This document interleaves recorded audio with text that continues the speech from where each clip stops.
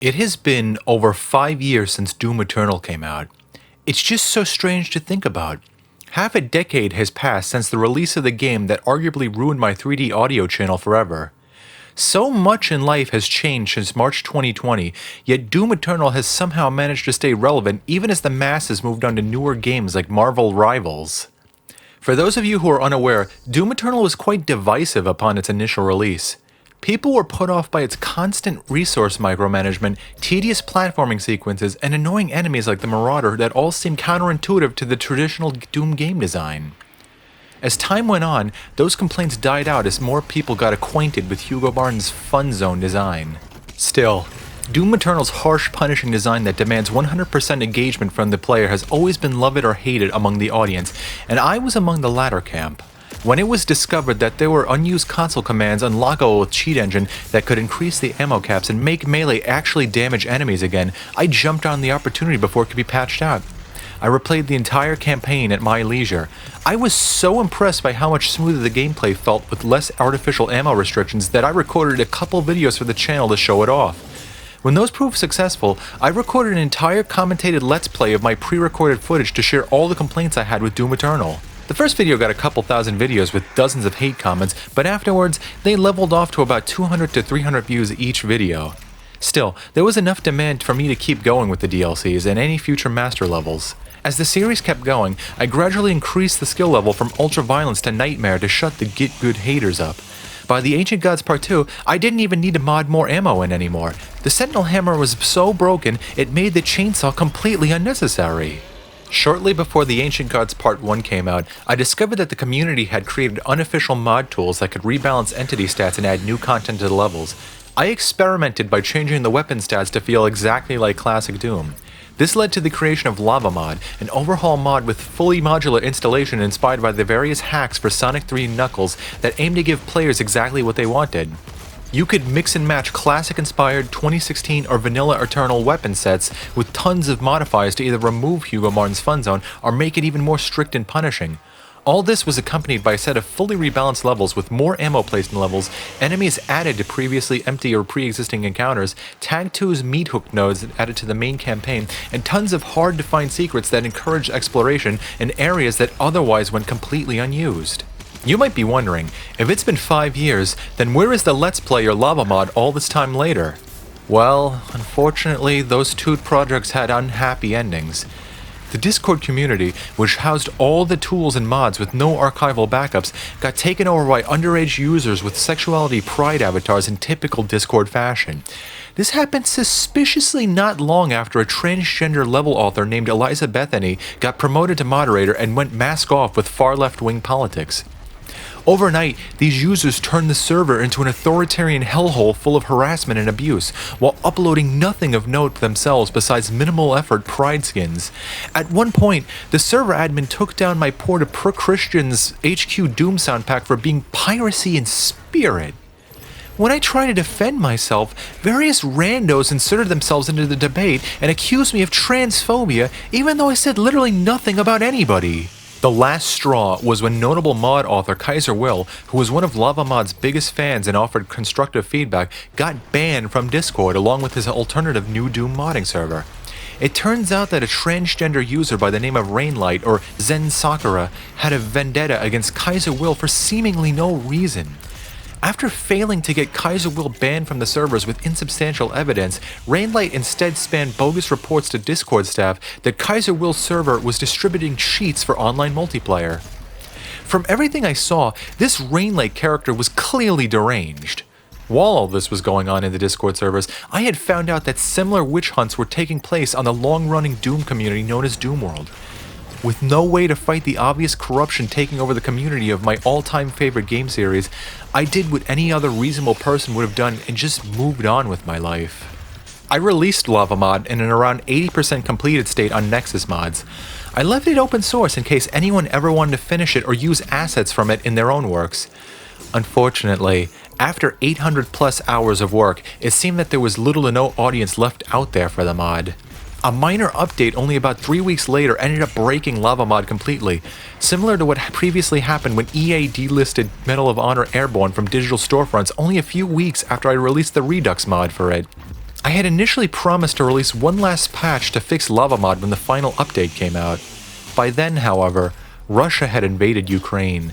I fell into a state of deep depression and hopelessness and lost all motivation to continue the mod. If you're wondering whatever happened to Kaiser Will, his story at least had quite a happy ending.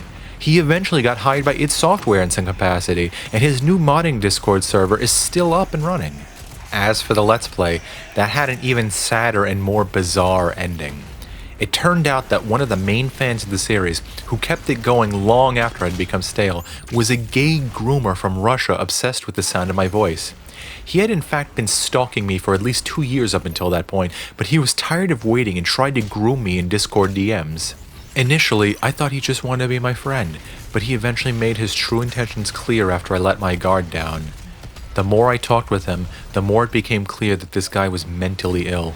Once he started talking about his plans to stalk other members of my 3D audio Discord server who he projected his sexuality onto, I finally took action and banned him, as well as reported him on Discord. Eventually, all his internet presence was deleted. I'll never know what happened to this sick, strange man, but given the current climate in Russia, I can't imagine it was a happy ending at all.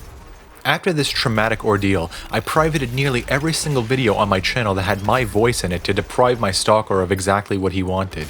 It stayed this way for nearly 2 years as I gradually made more and more of the voice videos public again. The only videos still left private are the Doom Eternal LP, some shitty Halloween platformer LPs, and an AI slop video. I'm pretty much ashamed by the poor quality of all these videos as they're nothing more than cringeworthy Retsu prey fodder. What little interesting material I could salvage from those dozens of hours have been uploaded on their own, where they've actually far surpassed the original videos in view count. About the only amusing thing I could recall from the LP was a bit from the Urdak video where G-Man Lives said Pokemon fans had low testosterone. That seems really hilarious in hindsight given what we've seen of id Software in the Doom the Dark Ages first look video. That brings me to now. Recently, I recorded footage of Doom Eternal on a top-of-the-line Sony Trinitron CRT monitor from the 2000s for my CRT gaming spin-off channel. I was very impressed by how much my skills had grown since the original Doom Eternal except you actually have ammo video on the same level and difficulty setting. This was even with the severe handicap of having to play the game at a 45-degree angle with the white level set to 25% to show up on the camera better. With this video, I want to finally close the book on Doom Eternal, the game that has haunted me for 5 grueling years.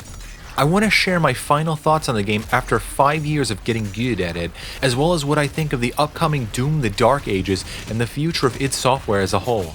This playthrough was done on Nightmare difficulty on an old LavaMod testing save where I upgraded everything except the ammo caps. As someone who wasted hundreds of hours of free time trying to turn Doom Eternal into something it's not, I can say this for a fact. Doom Eternal is just unsalvageable. You could change the amount of ammo you get, and you could change the stats of the weapon to match the classics, but nothing will ever change the fact that the core game design is just repetitive and mind-numbing as fuck. Every single aspect of Doom Eternal only serves to water down the traditional Doom game experience into a dull, mindless slog for the ignorant Redditor masses to consume. The ingenious level design philosophies pioneered by John Romero and company have been reduced to 10 straight hours of Unreal Tournament 99 arena strung together by meaningless Crash Bandicoot platforming. Whereas the combat encounters in classic Doom were dynamic and changed with the size and shape of the level design, the arena fights in Doom Eternal all blend together into homogenized layouts of ledges, monkey bars, and boost pads. The arena layouts are so bland, you could literally just swap out the textures and they would work in any other level without changing the difficulty or anything. Not only are the level designs completely interchangeable, but the actual combat is too. Hugo Martin's Fun Zone is ultimately so rigid, it completely kills any kind of player expression or creativity. Every single engagement is turned into a simple flowchart of comboing heavies with power weapons and stun-locking them with grenades, shield bashes, heat blasts, and destruction of weak points. When the fodder closes in around you, flame belch them, chainsaw the nearest one for a quick refill of ammo, then sticky bomb the rest to death. It's impossible to main any other kind of playstyle because your ammo always runs out and cheap aimbot enemies brutally punish anything except Hugo's most optimal strategies to win. Nowhere else is the creative bankruptcy of Doom Eternal's gameplay loop more evident than in the master levels. The levels are indeed harder due to the artificially extended fights, but the fundamental gameplay doesn't really change aside from the occasional unfair gimmick room. You're still applying the same fun zone skills, just for much longer durations between checkpoints. The whole reason Hugo Martin designed the fun zone was to ensure that players didn't main one weapon. Apparently, Hugo Martin has never heard the expression, jack of all trades, master of none. Whereas the weapons in Classic Doom all had distinct roles suited for various situations, the weapons in Doom Eternal boiled down to either combo weapons or DPS weapons. No single weapon is allowed to stand out in the arsenal anymore. The plasma rifle and rocket launcher had to be substantially nerfed from their classic counterparts, since cells and rockets are equally as plentiful as bullets and shells thanks to the chainsaw's ammo refill. Speaking of which, even resource management has been dumbed down to an absurd degree thanks to the fun zone. Managing your health used to be a matter of either picking up the medkits in levels or saving them for later. Now it's as simple as pressing the melee button when the enemies start flashing. Running out of resources is also physically impossible, since aside from a few poorly designed spots in the earlier master levels, such as the one you're currently watching, the fodder demons always infinitely respawn in until the heavy demons are all dead. While the streamlining of resource management was done in order to keep the gameplay flowing as smoothly as possible, it does this entirely to the detriment of any kind of individual personality or challenges that arise from unique level item placement. In the end, Doom Eternal is nothing more than a superficial action FPS that hides behind a pseudo-intellectual design philosophy in order to mask its lack of any meaningful depth. It's a testament to id Software's marketing team that they were able to gaslight hardcore gamers into believing one of the most linear, handholdy, extra life-filled games in existence was anywhere near the level of the Casali brothers' Plutonia experiment. Perhaps the saddest part of Doom Eternal, though, is that there was really little they could have done to make it any better. Doom Eternal might be a flawed game, but that's only because the NuDoom framework that started with the Doom 2016 was critically flawed to begin with. While writing this script, I decided to revisit Doom 2016 for the first time in quite a while. I was shocked to find that the surefire fun zone tactics for victory in Doom Eternal didn't work at all. Whereas fodder enemies in Doom Eternal constantly close in on you to ensure that there's always a resource pinata in proximity, in Doom 2016 they prefer to spread out far across the arena and lob projectiles from every direction. It's not uncommon to find yourself running away from the heat of combat just to glory kill, siphon grenade, or chainsaw a lone imp in the far corner of the arena. The combat similarly shows a lack of polish, as while quick swap combos exist, there are no guaranteed falter moves besides the plasma rifle's stun shot to chain them together. Combat devolves into spamming double trouble super shotgun shots and Gauss cannon shots as fast as possible against slow as molasses enemies who are clearly not designed with the player's full moveset in mind. Combat encounters usually end not with a decisive victory against a powerful foe, but after 20 awkward seconds of searching for the one last imp in the arena while the music continues at full intensity. Perhaps the most notable fault with Doom 2016 is that I found myself constantly dying even on ultra violence when I'm doing seemingly everything right. Most of my deaths seem to come not from the attacks of heavy demons, but rather off-camera projectiles lobbed by imps, possessed soldiers, or worst of all, lost souls. Unlike in Doom Eternal, the deaths in Doom 2016 feel completely out of your control. Making matters even worse is the fact that you don't get nearly as much health back from glory kills as you do in Doom Eternal, while enemies take off far more damage on 2016's Nightmare difficulty to unfair extents. It almost seems like the game goes out of its way to push you towards the blatantly broken upgrades just to stand a chance. Good luck even getting that far in Ultra Nightmare though. It's not just the weapons in Doom 2016 that are poorly balanced, it's the entire game. For as much as people complain about Doom Eternal's fun zone, it's undeniable that the fun zone is anything but the logical conclusion to the design philosophy started in Doom 2016. It takes an unpolished gameplay system and hones it into a finely tuned machine of gameplay mechanics working in tandem to create the most fluid combat experience possible within the limitations of a first-person perspective.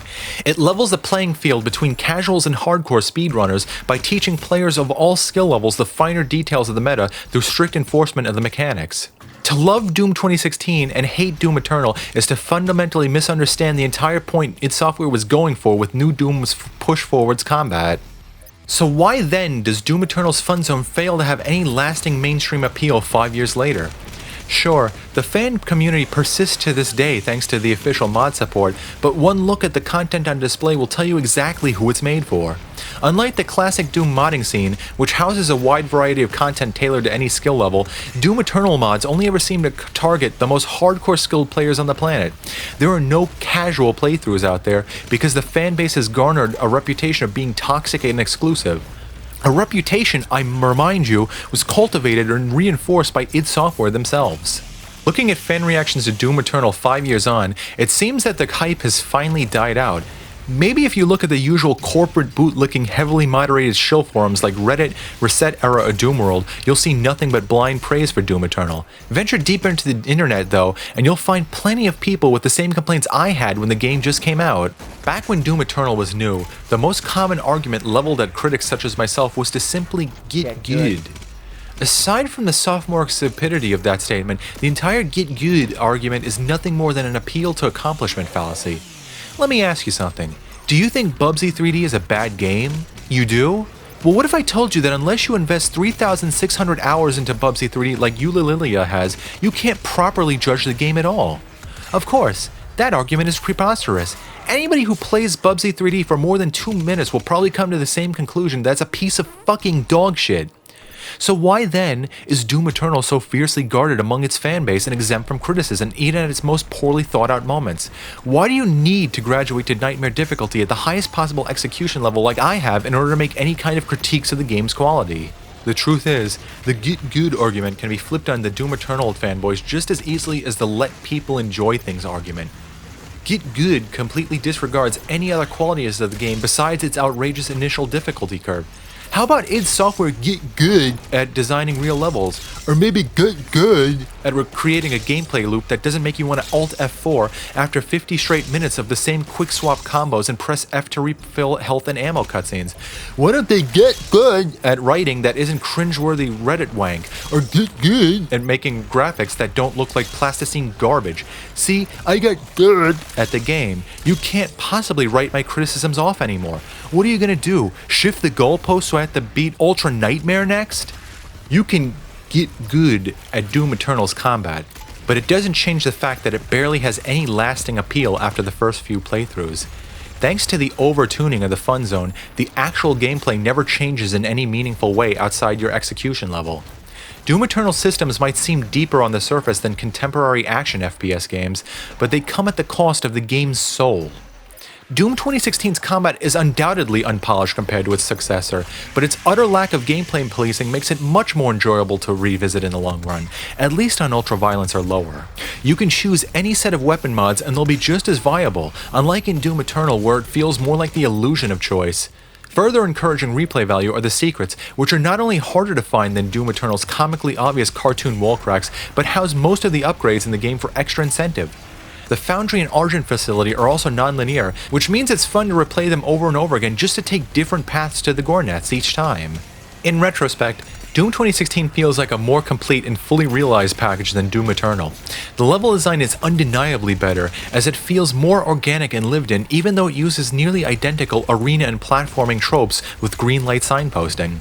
The graphics are far superior too, as they stick to a consistent sleek modern art style rather than cramming in a mishmash of sci-fi, fantasy, and cartoony nostalgia-baiting assets. I know that the lighting in Doom Eternal was changed to keep visibility high at all times similar to competitive esports titles, but it just looks like complete shit compared to the brilliantly lit environments of Doom 2016. Honestly, if they went back and remastered Doom 2016 with ray tracing, then it could easily pass for a 2025 game if it doesn't already. Even the story, for as little as the story is worth in a Doom game, is far better told than Doom Eternal's story. It feels exactly like what a modern take on a Doom game's plot should be. No cliché superhero bullshit or introspectives into different fictional races and dimensions. Just the Doomslayer, the forces of hell, and anybody else who stands between him. More importantly, Doom 2016 was able to be cheeky without getting full of itself. The UAC spokesperson hologram randomly chanting satanic verses in the same corporate voice as usual is nothing short of brilliant, as is the UAC death toll being leet with a 6 in front. It's not just me that thinks this way about Doom 2016 either. While I can't remember the exact video it was featured in, I do recall that an interviewer once asked Hugo Martin what the one thing Doom 2016 had that Doom Eternal didn't. His response was the accessibility. On some level, Hugo Martin must have realized that he went too far with the fun zone design. It really stood out to me in contrast to the usual speeding car moving at 200 miles per hour blurbs he repeats in those interviews. No doubt, the time spent crunching out the Ancient Gods Part 1 and 2 must have made him rethink the entire concept. That brings me to the subject most of you have probably been waiting for, Doom, the Dark Ages.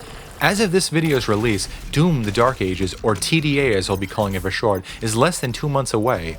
So far, from everything we've seen, Doom TDA seems to be a complete 180 in game design from not only Doom Eternal, but Doom 2016 as well. Hugo Martin says it himself in the first look video. In 2016, we asked you to run and gun. In Doom Eternal, it was jump and shoot. And in Doom the Dark Ages, you're gonna stand and fight. Certainly, this is much better than the original tagline of stand your ground combat, which unfortunately has permanently made me associate Doom TDA with Trayvon Martin. In an effort to evolve the franchise, Doom TDA has become the very thing that Doom 2016 was trying to punish you for in the first place. Honestly, it's not difficult to draw parallels between the third new Doom game's slower-paced brutal combat and Doom 3's slower-paced action horror gameplay. So, what do I think of Doom TDA from the previews? Well, I'm gonna be honest with you all. I think it looks like fucking dog shit. To clarify, I think it actually looks pretty good for a modern AAA FPS game. However, it just doesn't seem to have the makings of a good Doom game. In fact, I almost wonder if it would have been better off as a Quake revival or even a brand new IP entirely. Sure, the monster hordes finally look big and imposing again, and they do seem to be emphasizing large open levels with exploration for secrets again. The main thing that bothers me is the combat itself. The biggest complaint gamers had with Doom Eternal were the monsters like the Marauders, Turrets, Bloodmakers, Spirits, and Stone Imps that could only be killed in one way just to force usage of weapons that were otherwise nearly useless in the meta. It seems like Doom TDA is doubling down on this approach by making most of its bestiary consist of Marauder-like enemies with attacks that need to be countered in order to damage them. The biggest red flag for me was the new Arachnotron, which seems to be a hit-scan enemy in an attempt to force players to always use the new shield when dealing with them. Really now? Who the hell wanted hit scanners to return? In terms of the combat, we can never really get a good judgment from these id Software trailers, since they're always played at like a quarter of the speed of what competent players will play like. The weapons this time around seem to be tailor-made for hitting large crowds of enemies. The double-barreled plasma rifle seem to have residual shockwaves like that one weapon from Hard Reset Redux, and the Bone Shard firing weapon behaves suspiciously like a projectile version of the combat shotgun Street Sweeper from LavaMod Studio. One thing that does amuse me is how much they're emphasizing the melee this time around, when melee was blatantly useless in Doom Eternal outside of the Blood Punch. I don't think anyone except Under the Mayo tier shills cared about melee doing literally 1 point of damage. One of the biggest things they're emphasizing in marketing are the dynamic glory kills. Instead of canned animations, you now control the glory kills yourself. The melee attacks earn back ammo, so I'm guessing they're the dynamic version of the chainsaw from 2016 in Eternal. Also, I noticed that the weapon pickups are now orange again, so I guess they listened to criticisms of the rainbow ammo showers.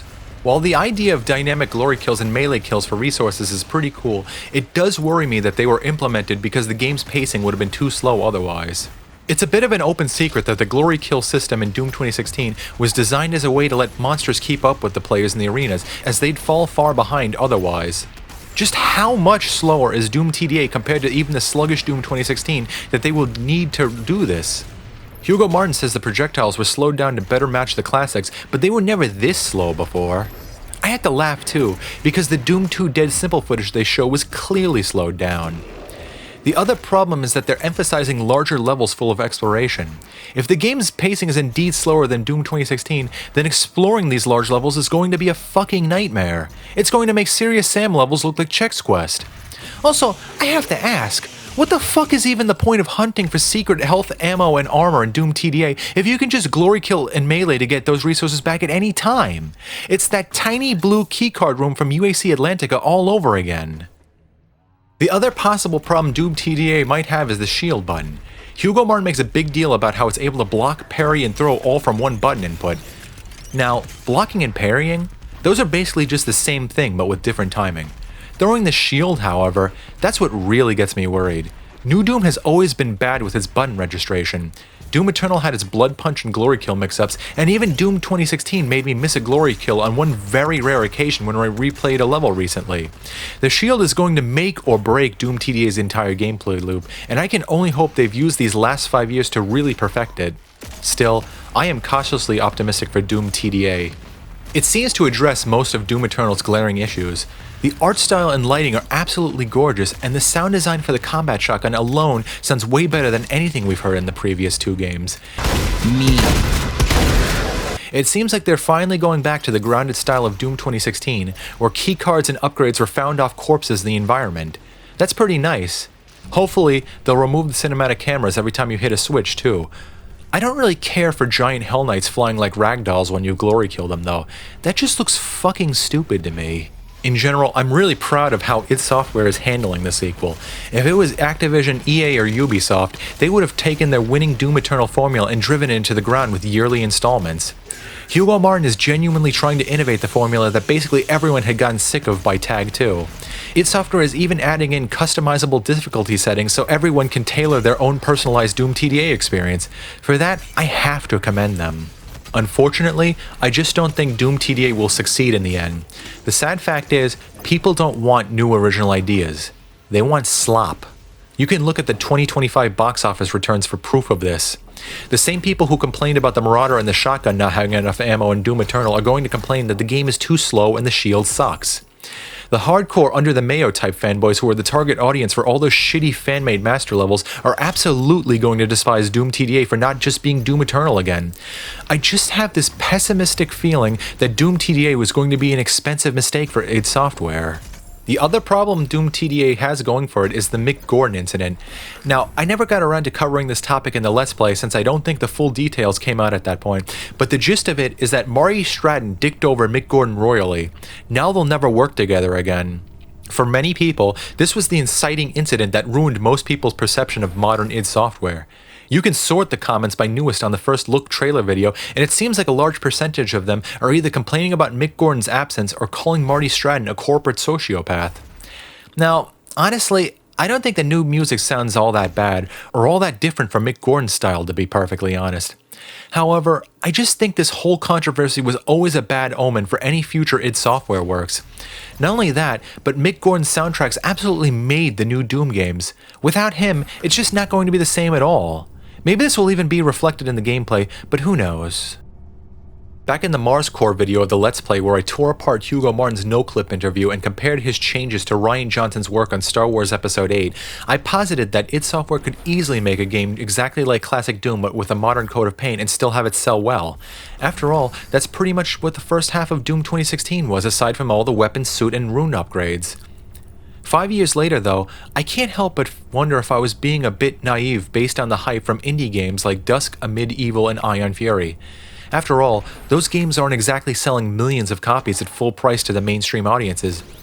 Doom 2016 just happened to have enough broad appeal to lure in the younger COD and Halo fans with its slow movement speed, double jumping, shotgun noob tube, ADS heavy assault rifle, throwable frag grenades, and general sci-fi setting. As much as I don't want to admit it, classic Doom could never be made again with modern gaming hardware on a full-scale AAA budget. Even with Doom 2016's earlier non-linear levels, you can tell that they use interconnecting hallways like that airlock room in Resource Operations to mask loading zones. A modern game engine just couldn't handle the giant complex maps full of hundreds of active enemies. For a good example of what it would look like, look at Doom 2's downtown map running on the Game Boy Advance's homebrew PR boom port. As soon as all the monsters wake up, the map drops down to single-digit frame rates. Now imagine that with millions of polygons, ray tracing, and far more complex AI routines, and you could see why this hypothetical modern classic Doom game would make Cyberpunk 2077 look well optimized. The arena shooter design wasn't chosen because it was the best foot forwards for the Doom franchise. It was literally the only approach they could have taken to get the games running as smoothly as they did on consoles. Another reason why classic Doom could never be made today is the fact that the game would be way too short. The originals never really took longer than 4 hours to beat, unless you didn't use the run key or you try to UV max every level. Gamers nowadays boycott and review bomb anything less than 20 hours long for full price, even if those 20 hours consist of barely 2 hours of actual unique gameplay, while the rest is just cutscenes and recycled filler. Not to mention, games were simply much smaller, cheaper, and easier to produce in the early 90s. It probably took hundreds of people working thousands of hours just to make the assets for the 13 main campaign levels in Doom Eternal. Could you imagine how long it would take them to make 32 unique campaign levels of the same exact quality? Or how impossibly large the budget would have to be? It's just not humanly or economically feasible. We saw what happened with Tag 2 after all. Instead of trying to expand upon the classic game's roots like Nintendo, it seems that id Software is going for a more Sonic Team approach. The Doom franchise has now been split into distinct classic and modern eras. Rather than develop new classic Doom-style games in-house, id Software outsources content, as we've seen with Doom 64's The Lost Levels and Doom 1+2's Legacy of Rust. Similar to how the fan-favorite Sonic Mania was forced to tie in with the god-awful Sonic Forces, these new classic Doom expansions are inserting story blurbs that directly tie the classic and modern Doom games together, to the chagrin of longtime fans who could care less. While this new classic Doom content is of dubious quality, I suppose it is better than nothing, which is what a lot of owners of long-running IPs seem content with putting out lately. Still, even if id Software can't literally make Doom 2 again with modern graphics, there's a wealth of timeless game design choices that can still be learned from the classics. Even after nearly 17 years of playing Doom, I find myself always going back to the original game and having a blast, even if I know all the level layouts by heart. Doom just has that pick-up-and-play arcade feel that's instantly accessible to anybody. Sometimes I find myself turning on the game just to check on something I may have forgotten, and I actually have to force myself to stop playing just because I've already made it to E1M5 or E2M5 and wasted over 20 minutes. I love Doom so much, I go out of my way to play it on as many devices as possible, even if the ports are objectively garbage. I even went as far as spending a couple $100s on a Game Boy Micro and an EverDrive just so I could play Doom on a postage stamp sized screen that fits in a shirt pocket. I just don't get that same feeling when I revisit the new Doom games. I certainly wouldn't buy a Nintendo Switch or a Steam Deck just to lug them around in a pair of Jinko jeans. At best, I might revisit one or two of the later levels of Doom 2016, but I always find myself oddly underwhelmed by the bland arena shooting experience. I finally understand what id Software employees felt like in Hugo's No Clip interview. When it comes to Doom Eternal, I can't even stomach it anymore. I tried replaying the campaign Arc Complex level for the first time in a long time to test out the CRT monitor, and I couldn't even make it halfway through the level because I was just so bored. Is there anything more ironic than the fact that a gameplay system designed to engage players as much as possible just causes them to disassociate and wish they were doing anything else instead? What today's id Software staff doesn't realize is that some game genres are best designed to be played in short bursts. The massive success of a game like Super Mario Wonder is proof of this. A good game is like a bag of potato chips. You can't be satisfied with just one potato chip, just like you can't play one level of a good game. You're always left wanting just a wee bit more. The levels in classic id Software games were rarely ever longer than 13 minutes in length, and the same holds true with John Romero's Modern Sigil episodes. That's just long enough for one break on your office computer or on a jailbroken PSP in your school backpack. With the Save Anywhere functionality, you can easily jump back into Doom right where you left off. By comparison, NuDoom's levels are just a complete slog. They range from 20 minutes at the shortest to well over an hour long for some like UAC Atlantica. Unless you're currently playing a new campaign, you can't just resume from the last checkpoint either. Better get good at managing your free time between work, chores, and taking the kids to t-ball practice so you can cram in that Tarasnabad master level playthrough before 5:40. Keep in mind that this time is also spent entirely on bland arenas and idiotic platforming that all blur together, rather than actually interesting keycard and switch hunts punctuated by set-piece battles and ambush traps. I shudder to think how long the maps are going to be in Doom TDA with a slower-paced gameplay set in massive open environments. Regardless of opinions on the fun zone, I think pretty much everybody was at least a little disappointed with Doom Eternal. What we all wanted was more of the first half of Doom 2016, because it actually felt like a Doom game translated to modern times. What we got instead was a doubling down of its tedious painkiller-esque second half, which only further degraded into tripling down and quadrupling down with the release of the DLCs. By the time you were replaying arenas you literally just fought in, but with even more enemies in order to get arbitrary upgrades for the already obscenely broken Sentinel Hammer, even the biggest fans had checked out of NuDoom by that point. A total overhaul of the NuDoom gameplay loop was pretty much the only direction id Software could have taken from there. Yet, if id Software had instead stuck to the classic-inspired gameplay of that first glorious half of Doom 2016, then we wouldn't have had to suffer the consequences of Doom TDA's stand-and-fight combat. Furthermore, if Hugo Martin had actually had faith in Doom Eternal's players instead of feeling the need to dictate every aspect of the gameplay, then perhaps Doom Eternal would have been better remembered as a sequel that improved upon its predecessor in every single way. After half a decade, my thoughts on Doom Eternal really haven't changed all that much. However, after mastering the Fun Zone, I do have a greater understanding of its gameplay systems and where they succeed and fail. Hugo Martin wanted every player to play exactly like Klockner's famous Kadinger Sanctum speedrun footage. While he accomplished his goal, it came at the expense of the free-flowing gameplay that made Klockner's playstyle even possible in the first place. Doom Eternal ended up being so restrictive, even Klockner himself didn't like it. He posted an entire essay as to why. If that isn't a testament to Doom Eternal's utter failure, then I don't know what is. What Hugo Martin fails to understand about speedrunning is that it's tireless, boring, monotonous, and overall just really stressful. Now, I don't want to have to be the one to tell Hugo Martin this, but there are reasons that most video game speedrunners are up there on the autism spectrum. The average person without a neurological disorder is not going to want to spend $60 on a game that forces them to learn the intricate gameplay meta just to even be able to play the game in the first place. They merely want something that's simply fun to pick up and play, the way the classic John Romero maps from Wolfenstein 3D, Doom, and Quake were. People of all ages are still revisiting classic Doom over 31 years after its release, and they'll continue to do so for many years to come. I just can't see the same thing happening with Doom 2016, Doom Eternal, or even the upcoming Doom the Dark Ages. I feel like these games are destined to be forgotten, just like Wolfenstein Youngblood, Quake Champions, and Rage 2 before them. They're merely games that fade out of the pop culture zeitgeist, only occasionally getting picked up by newcomers again for a few dollars during a summer or winter sale. Any goodwill id Software had built up with the fans is utterly gone after the Mick Gordon incident. The entire fate of the company is resting on the success of Doom the Dark Ages, and frankly, the odds are not in their favor. That's about all I have to say about Doom Eternal. There's not much else I could talk about. You know, it's been over 5 years and I still haven't touched the battle mode even once.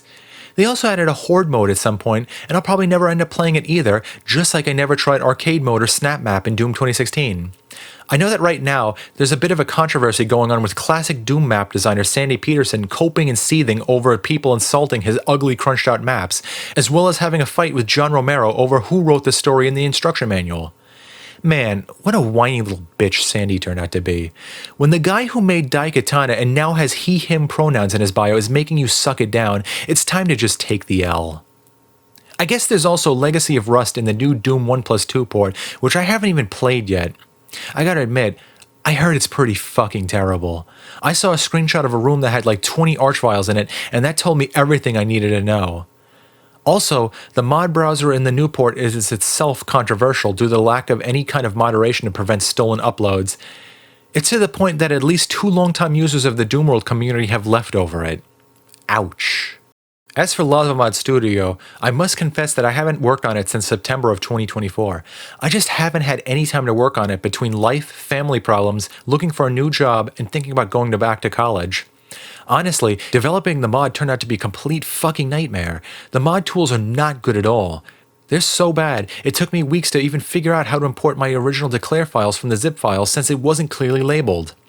I ended up having to redo the LavaMod weapons from scratch on 3 separate occasions, which easily wasted 50 hours of free time. I found out that my inherited properties were breaking the game in weird ways, like making the micro missiles hit scan with no splash damage, so I had to go back and make every declare file its own original file. The last thing I remember doing was trying and failing to recreate the chain gun's Gatling rotator from Doom 2016 for over 10 hours, and that was after about 15 hours wasted trying to figure out how to get the triple shot mod for the combat shotgun to stop glitching out. Still, I'd really like to get this mod finished someday after all the years I've wasted working on it. Maybe if I get enough positive feedback in the comments, I'll consider it. Oh well, at least I can enjoy Doom the Dark Ages when it finally comes out in May. Oh wait, the minimum requirements. Ah well, at least I'll always have the classics. Oh wait, the classic Doom community was utterly ruined by an interconnected network of abusive power-tripping moderators that go to bat for a pedophile groomer. Fuck.